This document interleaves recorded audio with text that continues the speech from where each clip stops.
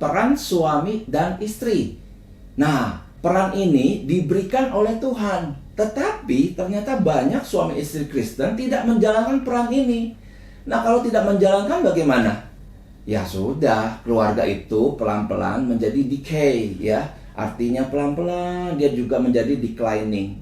Pelan-pelan menjadi tiada arah. Pelan-pelan menjadi situasi di rumah itu menjadi tidak menyenangkan. Ya, keluarga Kristen. Tetapi ada hal-hal dalam rumah tangga itu yang akhirnya menimbulkan situasi demi situasi yang menciptakan konflik.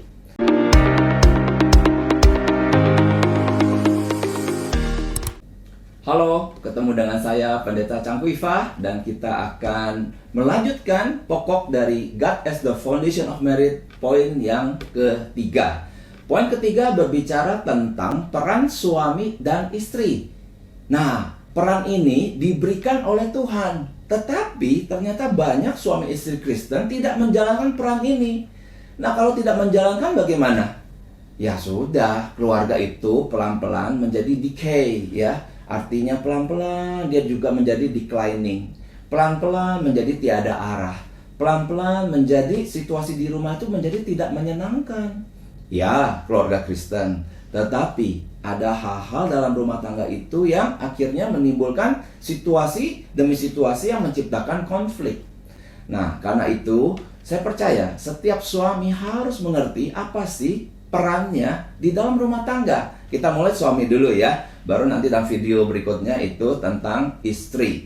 Suami di dalam panggilan Tuhan bagi dia adalah untuk menjadi kepala. Nah, apa sih arti kepala? Banyak suami berpikir bahwa kepala itu adalah seperti raja. Wah, kalau raja itu kan punya kekuatan, punya kekuasaan, dan bisa memerintah, bisa memberikan instruksi, memberikan peraturan. Saya lihat oke juga jikalau seorang suami melihat peranannya seperti itu. Tetapi di dalam banyak hal kita juga harus memiliki kepekaan. Apakah ternyata dalam rumah tangga kita hanya jadi orang yang cuma, yang bisanya hanya merintah-merintah, instruksi-instruksi, kasih peraturan, tapi ternyata kita sendiri juga tidak mau untuk menjalankan misalnya. Nah, jikalau Anda seperti ini, pastinya kita akan menjadi kepala yang dicemooh. Istri menjadi sulit untuk tunduk kepada suami yang demikian. Jadi betul, suami kepala menetapkan berbagai hal dalam rumahnya.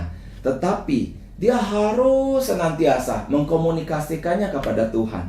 Karena itu, suami sebagai kepala, dia harus membangun keintiman dengan Tuhan setiap hari. Halo para suami, kapan terakhir kali Anda membaca Alkitab? Kapan terakhir kali Anda bercakap-cakap dengan Tuhan Yesus? Menanyakan kepada Tuhan, Tuhan, sampai hari ini, apakah Tuhan sudah melihat aku menjadi seorang kepala yang baik dalam rumahku? Anda harus tanyakan ini kepada Tuhan.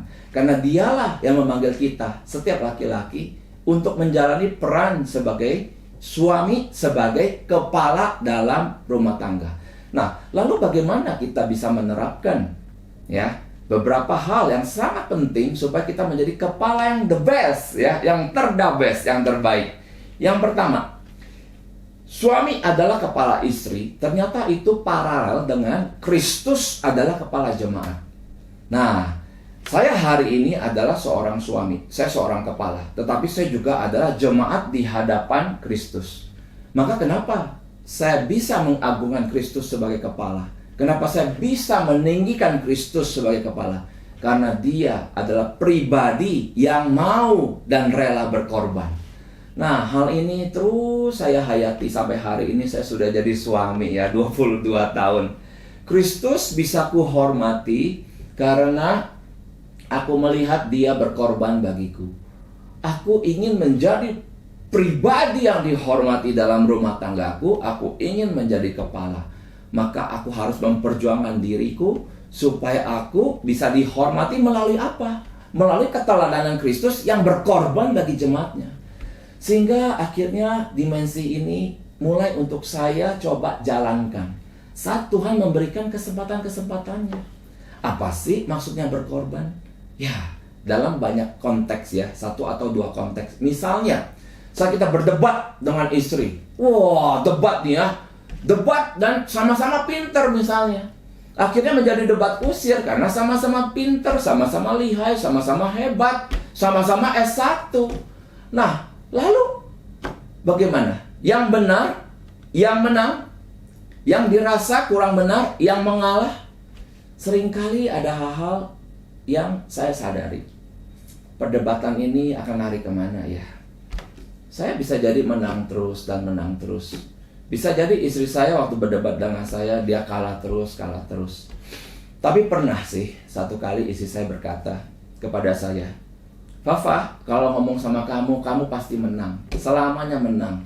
Ya iyalah, saya juga pengkhotbah ya, saya pembicara. Jadi saya punya logika kan harus kuat. Mungkin itu kelebihan saya. Karena kalau tidak ada logika, berdebat pun pasti kalah, kan begitu. Nah, tetapi saat istri saya berkata, "Kamu memang selalu rasanya menang. Kamu memang selalu rasanya paling tepat. Tetapi apa yang aku sampaikan sebenarnya juga ada kebenarannya. Bisa nggak kamu mempertimbangkan apa yang aku rasakan? Apa yang aku sampaikan? Mungkin kelihatannya di hadapan kamu itu tidak ada artinya. Mungkin kelihatannya di hadapan kamu itu mungkin tidak ada kebenarannya. Tetapi itu adalah dari perasaanku, dari pikiranku." Nah, perkataan istriku itu, Liana, membuat saya berpikir, iya ya, kalau begini terus, maka lama-lama Liana akan merasa ya teraniaya, merasa terasingkan. Dan bukankah segala suatu masalah dalam rumah tangga, aku tetap juga ada andil, sehingga terciptanya masalah tersebut, terciptanya konflik tersebut. Ya, aku harus belajar untuk mengalah.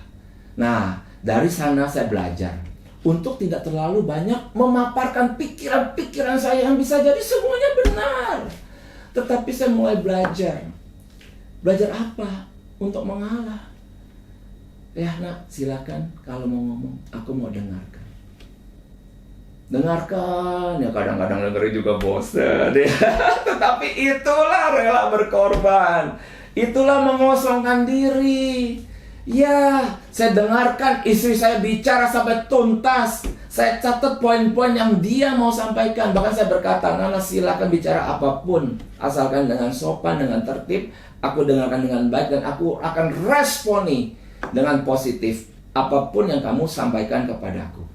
Nah, itu salah satu contoh ya di dalam kerelaan untuk berkorban. Nah, dengan anak-anak juga. Rela berkorban apa sih? Saya ada kesibukan pelayanan, seperti membuat video ini.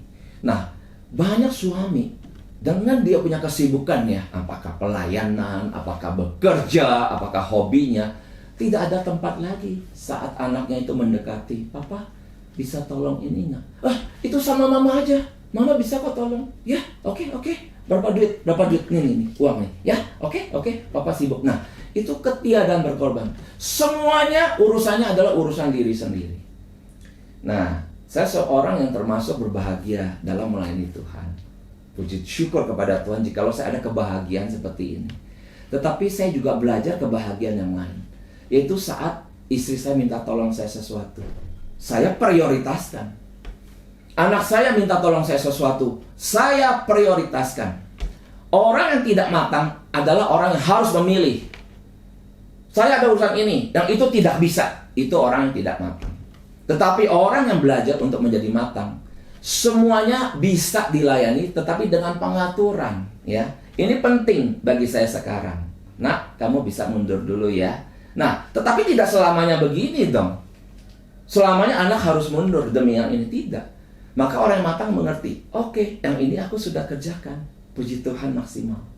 Pelayanan sudah selesai. Sekarang datang ke anak, "Nak, apa yang Papa bisa bantu?" Nah, ini kematangan ya. Sehingga orang makin matang, dia tidak makin memilih, tetapi dia makin bisa mengerjakan banyak hal yang Tuhan percayakan kepada dia. Makanya dia menjadi seorang kepala. Dia terus naik, tidak turun, karena dia tidak memilih-milih, tetapi memang merupakan peranannya, dia lakukan dengan maksimal. Nah, itu contoh daripada kerelaan berkorban. Ya. Nah, sebagai suami juga ada peran-peran yang lain. Ini saya ambil ya dari buku Garam dan Terang bagi Keluarga. Saya akan membacakan poin di sini, yaitu tentang menjadi pembela dan pelindung. Nah, poin ini penting. Pembela dan pelindung. Sesungguhnya setiap suami itu adalah wakil Tuhan di dalam membela dan melindungi akan keluarganya.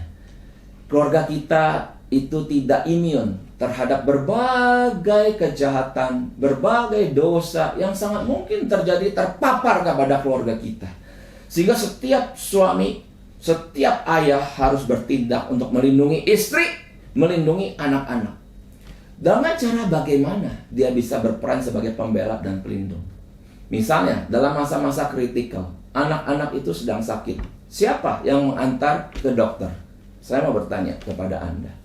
Saat istri Anda sedang sedih, Anda lihat istri Anda menangis, Anda tinggalkan dia? Ya, kamu nangis ya? Oke, aku pergi dulu ya. Ketemu teman-teman. Nanti kalau kamu udah tenang, aku balik ya. Ya, cepat tenang ya. Jangan terlalu pusing. Semua aman. Oke, aku pergi dulu ya. Begitu? Tidak. Saya pun belajar hal ini. Jadi pembela pelindung. Saya pernah lihat satu ketika istri saya rasanya begitu sedih, begitu susah. Keinginan hati kabur ya. Ngider-ngiderlah bawa mobil. Nanti sudah tentram baru pulang. Tidak begitu.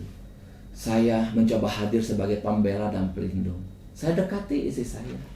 Nana, kamu gimana? Istri saya yang keadaan emosinya sedang tidak nyaman, ya dia diam saja. Dia tidak meresponi. Tetapi saya mengerti, saya harus membela dia, saya melindungi dia. Saya bilang kalau ada apa-apa ya udah sempat bisa mau ngomong lagi ya. Fafa ada di sini, tidak meninggalkan, aku ada. Demikian juga tuh anak-anakku sakit, harus beli obat. Siapa yang antar ke dokter? Siapa yang cari obat? Saya jikalau ada kesempatannya, saya akan berperan menjadi orang pertama yang mengerjakan hal itu. Nah, pembela dan pelindung juga ini berbicara tentang di manakah Anda bekerja. Apakah hari ini Anda bekerja begitu berbeda kota jauhnya dengan keluarga? Begitu jauhnya tempat kerja dengan rumah, di mana di rumah itu ada orang-orang yang Anda kasihi. Nah, jikalau terjadi suatu separasi, suatu perbedaan jarak, maka peranan ini akan sangat sulit untuk dilakukan. Cukup banyak suami istri yang berbeda kota. Dan dalam perbedaan kota itu katakanlah ya, suami itu bekerja di kota yang lain Senin sampai Jumat. Maka Jumat malam dia pulang ke kota di mana istri dan anaknya ada. Nanti Senin baru balik lagi. Nah, situasi seperti ini selalu ada. Jikalau situasi seperti ini adalah sedang Anda hadapi hari ini, yuk mari. Saya mau mengajak kita semua memiliki Tuhan. Dan Tuhan adalah sumber segala kebaikan yang ingin menegakkan setiap laki-laki, setiap suami sebagai pembela dan pelindung bagi keluarganya. Maka dia sanggup membukakan jalan bagi setiap suami yang pekerjaannya beda kota dengan keluarganya. Tuhan sanggup menciptakan jalan tersebut, memberikan Anda pekerjaan yang lebih baik dari pekerjaan Anda sekarang. Tetapi Anda harus mulai untuk berdoa dan melibatkan Tuhan. Masih ada beberapa pokok lagi yang lain tentang suami sebagai kepala. Saya akan lanjutkan dalam video berikutnya. God bless.